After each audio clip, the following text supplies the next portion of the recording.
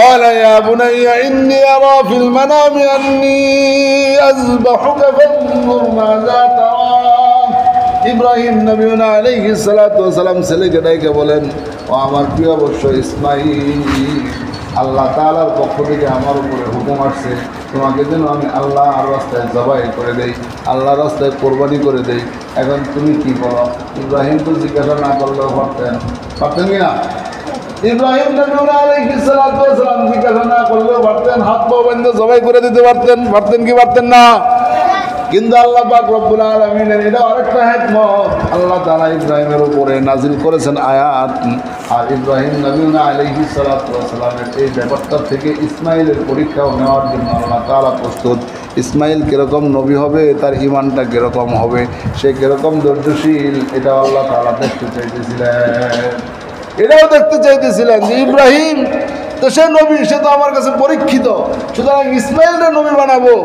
তার নবুয়ত দেওয়ার আগে তাকে পরীক্ষা করা দরকার, সে আসলে নবুয়তের উপযুক্ত হয় কিনা। তাই আল্লাহ তাআলা ইসমাইলের পরীক্ষা নেওয়ার জন্য এটা একটা কৌশল অবলম্বন করছে। ইব্রাহিম নবী আলাইহিস সালাতু ওয়াস সালাম শিশুপুত্র ইসমাইলের সামনে তার গয়গা আল্লাহ তাআলার হুকুম এটা উপস্থাপন করলেন। এখন ছেলে দেখেন কিরকম ঈমানওয়ালা, ছেলে দেখেন কিরকম ঈমানওয়ালা।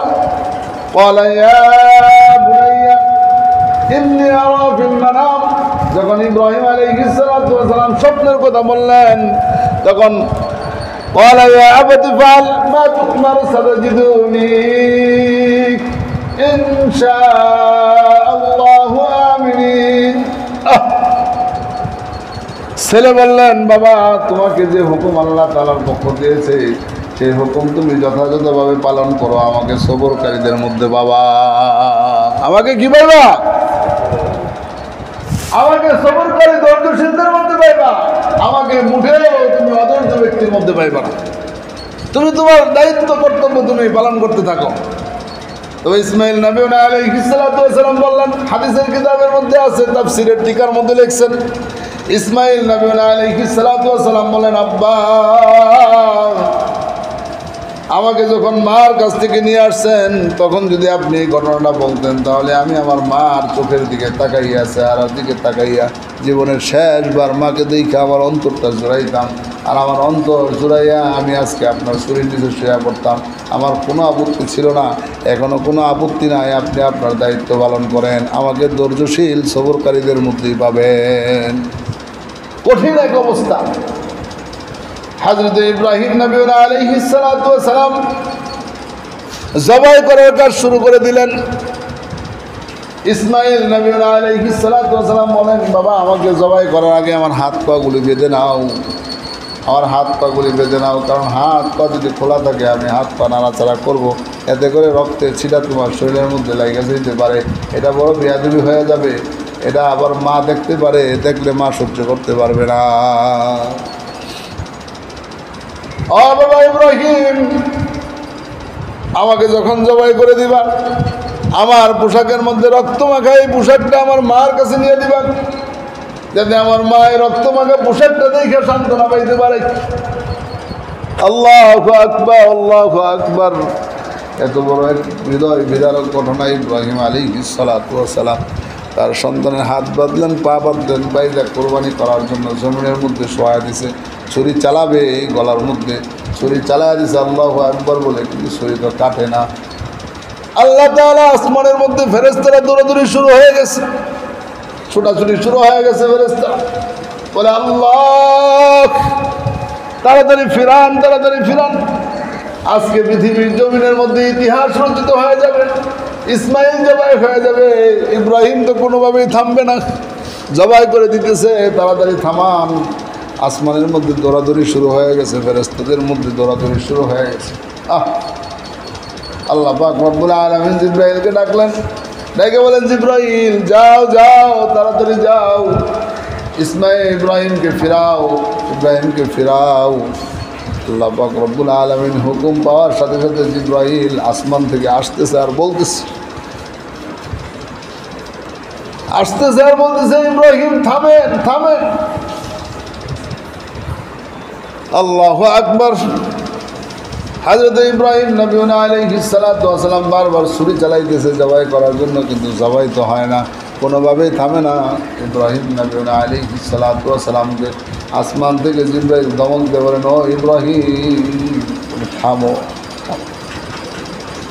আল্লাহর সিদ্ধান্ত পরিবর্তন করেছেন, কোনোভাবে থামানো যাচ্ছে না।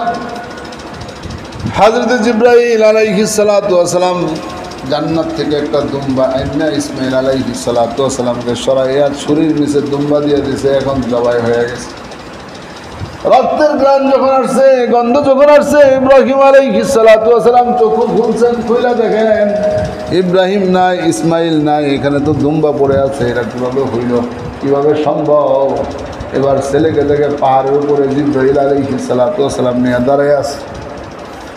ইব্রাহিম নবী আলাইহিস সালাতু ওয়াস সালাম বলেন, ছেলে ইসমাইল আসো, আসো বাবা আসো, তোমাকে যদি জবাই করতে না পারি আল্লাহ অসন্তুষ্ট হয়ে যাবে। আল্লাহু আকবার। এত কঠিন ঈমানের পরীক্ষা, এত কঠিন ঈমানের পরীক্ষা। আল্লাহু আকবার, আল্লাহু আকবার। ইব্রাহিম নবী আলাইহিস সালাতু ওয়াস সালাম আল্লাহ তাআলা আয়াত দিয়ে পাঠিয়ে দিলেন, হে ইব্রাহিম থামো, তোমার পরীক্ষা হয়ে গেছে, তুমি তোমার দায়িত্ব পালন করেছ, আমি তোমার কোরবানি কবুল করে নিয়েছি। সেই কোরবানিটাই আগামীকাল, সেই কোরবানিটাই কি? কোরবানির সমস্ত ইবাদতের মধ্যে একটা ঐতিহাসিক ইবাদত, কোরবানির সমস্ত ইবাদতের মধ্যে গুরুত্বপূর্ণ একটা ইবাদত। এই গুরুত্বপূর্ণ ইবাদতটা হলো আমাদের আগামীকালকে আমাদের চোখের সামনে চলে আসছে। এই একটা দিনে সারা পৃথিবীর সমস্ত মুসলমানরা লক্ষ লক্ষ কোটি কোটি পশু জবাই করে তারা কোরবানি করার মাধ্যমে আল্লাহ তাআলার সন্তুষ্টি এবং ঈমান জিন্দা করার মিশন পরিচালনা করতেছে। এই শয়তান অনেক চেষ্টা করেছে যাতে করে এই কোরবানি আমলটা যেন না হয়, আর এই কোরবানি করে গোটা পৃথিবীর সমস্ত মুসলমানরা তাদের ঈমান জিন্দা করবে, এটা শয়তান কখনো চায় নাই। শয়তান কখনো চায় নাই, শয়তান কখনো চায় নাই। একজন পরিবার থেকে তার সন্তানকে মাদ্রাসায় দিবে, দ্বীনি ইলম শিখাবে, এটা শয়তান ভালো চোখে দেখে? ভালো চোখে দেখে? ভালো চোখে এটা দেখে না। শয়তান তার সমস্ত কৌশল অবলম্বন করে, শয়তান তার সমস্ত হিকমত অবলম্বন করে সেই সন্তান যেন মাদ্রাসায় আসতে না পারে, এই জন্য শয়তান তার সর্বোচ্চ শক্তি ব্যয় করে, পরিশ্রম করে তার চেষ্টা অব্যাহত রাখে, তার চেষ্টা অব্যাহত রাখে। এজন্য শয়তানের ধোঁকায় পড়ে আমাদের পিছুটা হওয়া যাবে না যে আমার সন্তান মাদ্রাসায় দেওয়া যাবে না, হুজুররা মারবে পিটাবে, এই জামানায় পিটায় মারে, এই করে সেই করে, দেওয়া যাবে না। আরে আপনি পিটায় মারে, এটা তো শয়তানের ওয়াসওয়াসা ধোঁকা, এটা তো শয়তানের ওয়াসওয়াসার ধোঁকা। আল্লাহু আকবার। আমার সন্তানকে আমি আল্লাহর রাস্তায় দিন শিখার জন্য দিয়ে দিব, এতে আমার তো আপত্তি থাকার কথা নয়। ওই যে আমাদের এই ভালোবাসার চেয়ে ইব্রাহিম নবী আলাইহিস সালাতু ওয়াস সালামের ভালোবাসা হাজার হাজার কোটি কোটি গুণ বেশি ছিল, কারণ ইব্রাহিম আলাইহিস সালাতু ওয়াস সালামের বয়স 100 পার হয়েছে, আর হাজারের বয়স 90-এর অধিক। এই অবস্থায় আল্লাহ তাআলা তাকে একটা সন্তান দিছে, সেই সন্তানের প্রতি কি পরিমাণের ভালোবাসা থাকে আর কি পরিমাণের মহব্বত থাকে, সেই মহব্বতের পরে হযরত ইব্রাহিম নবী আলাইহিস সালাতু ওয়াস সালামের উপরে প্রথম পরীক্ষা আসছে, সিরিয়া থেকে তুমি যাও সেই মরুভূমি অঞ্চলের মধ্যে, সেখানে রেখে আসো মা এবং ছেলেকে। সেই জায়গায় রেখে আসলেন ইব্রাহিম আলাইহিস সালাম, খবর নিলেন না। সেই 6 মাস 1 বছর পরে একদিন আসে, আয়সা একটু দেখে চলে যায়। আস্তে আস্তে ছেলে যখন বড় হয়ে গেছে, এখন হাঁটাচলা করতে পারে, বিভিন্ন কাজে সহযোগিতা করতে পারে, সে অবস্থায় আল্লাহ তাআলা ইব্রাহিম নবী আলাইহিস সালাতু ওয়াস সালামের উপরে আর এক হুকুম দিলেন যে তোমার ছেলেকে আল্লাহর রাস্তায় জবাই করে দাও। ইব্রাহিম আলাইহিস সালাতু ওয়াস সালাম আল্লাহর হুকুম পালনার্থে এক চুল পরিমাণ পিছনে হয়েছে, এক বিন্দু পরিমাণের পিছু হচ্ছে, এক বিন্দু পরিমাণ পিছু হটে নাই। ইব্রাহিম তিনি নবী ছিলেন, এই জন্য বড় পরীক্ষা দিতে পারছে। আমরা নবী না, বড় পরীক্ষা দিতে পারবো না, কিন্তু আমরা তো মুসলমান, আমাদের সামনে ছোটোখাটো পরীক্ষা আসতেছে। এই ছোটোখাটো পরীক্ষা দেওয়ার জন্য আমাদের কি থাকতে হবে? আমাদের প্রস্তুত থাকতে হবে। আল্লাহর জন্য যদি আমাদের জীবন দেওয়া লাগে, আল্লাহর দ্বীনের জন্য যদি আমাদের জীবন কোরবান করা লাগে, আল্লাহর দ্বীনের জন্য প্রতিষ্ঠা করার জন্য যদি আমার জীবন উৎসর্গ করা লাগে, আমরা আমাদের জীবন উৎসর্গ করব। তবু আমরা আল্লাহর দ্বীন প্রতিষ্ঠায় বিন্দু পরিমাণের সার ইহুদ নাসারাদেরকে দিব না ইনশাআল্লাহ। আমাদের যে দায়িত্ব, আমাদের যে মিশন, আমাদের যে কর্তব্য, আমাদের যে চেষ্টা, আমাদের যে প্রচেষ্টা, এই চেষ্টা প্রচেষ্টা দায়িত্ব কর্তব্য থেকে আমরা চুল পরিমাণের পিছন দিকে হটে যাব না ইনশাআল্লাহ। আল্লাহ তাআলা প্রদত্ত হুকুম আমাদের উপরে, আল্লাহর হুকুম।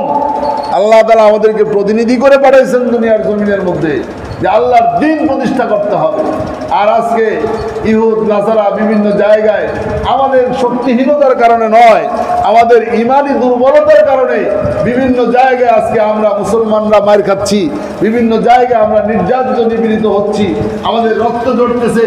আজকে আমার দেশে কোরবানি করবেন, আজকে আমার দেশে আনন্দ ফুর্তি করবেন, আপনার ছেলের গায়ে নতুন জামা, আপনার ছেলের মাথায় নতুন টুপি, আপনার ছেলের গায়ের মধ্যে সব নতুন জামা কাপড় আছে, পকেটে টাকা আছে, আনন্দ ফুর্তি করে রাস্তায় রাস্তায় ঘুরতেছে, বেলুন উড়াইতেছে। কিন্তু গাজার মুসলমানরা না খেয়ে তাদের দিন পার করতেছে। গাজার মুসলমানরা রক্তাক্ত হয়ে বোমার আঘাতে খণ্ড বিখণ্ড হয়ে সন্তানকে কুলে নিয়ে কবরের দিকে রওনা করছে। আমার সন্তানকে কবর দিতে হবে। তাদের খাবার নাই, পানির ব্যবস্থা নাই, তাদের নিরাপত্তা নাই, তাদের কোনো কিছু নাই। এই যে মুসলমানদের নির্যাতন নিপীড়ন, এটা আমাদের শক্তিহীনতার কারণে নয়। আমাদের শক্তি আছে, কিন্তু আমাদের ইমানি শক্তি নাই, আমাদের ইমানি জোর নাই। সেই ইমানি জোর থাকতে হবে। আল্লাহ তাআলা আমাদের সকলকেই এই কুরবানির আমলের মাধ্যমে আমাদের ইমানি শক্তি বৃদ্ধি করার তৌফিক দান করুন। আমিন। ওয়া আখির